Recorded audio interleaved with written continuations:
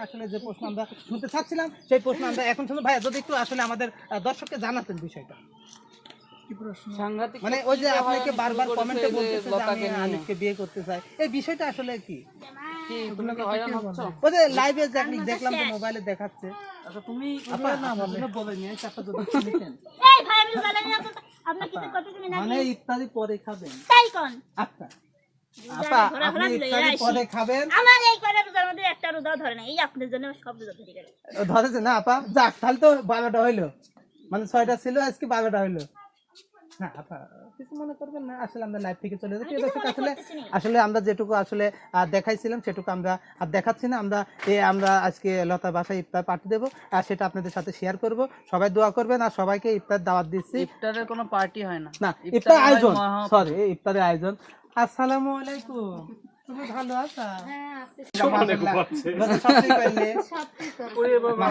তোমার জামাই ইফতারি বাজার করে দিছিলে? আলহামদুলিল্লাহ, কি সুন্দর জামাই, কি সুন্দর জামাই, শাদির জন্য ইফতার বাজার নিয়ে আসছে। মাশাআল্লাহ। ভাই আসলে কি কি রান্না করতে পারেন? হয়রানি ভিডিও সেটা সবাই জানে, সেটা আপনি কেন সবাই জানেন? আমি অনলাইনে প্রত্যেকটা মানুষ জানে।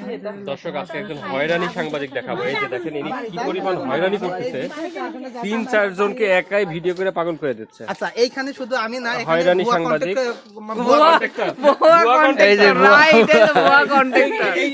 এই লোক কি করছে এতক্ষণ? এখানে সবাই আছে দেন। আচ্ছা ভাই এই যে এখানে লোকের অভাব নাই, ভাই বইলে পুরে শেষ করে ফেলা দিচ্ছে। এই যে সাক্ষাৎকার নিচ্ছিল নাকি অন্য কিছু? মানে কি বলবো ভাই, মানে দেখতে তো পাচ্ছেন কালো পোশাক পরে আছে, তাহলে সেই মানুষটা কি হতে পারে? বিপজ্জনক না? আর কি বলবো, লাল দেশে বিপজ্জনক হয়, কালো হচ্ছে শোকের প্রতীক।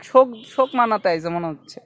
তুমিও তো কালো পরে আছো। না এটা ব্লু ব্লু। কোনটা? এটা তো কালোই, দূরে থেকে আইতা। ওই ক্যামেরার মধ্যে কালো লাগছে। কি হলো?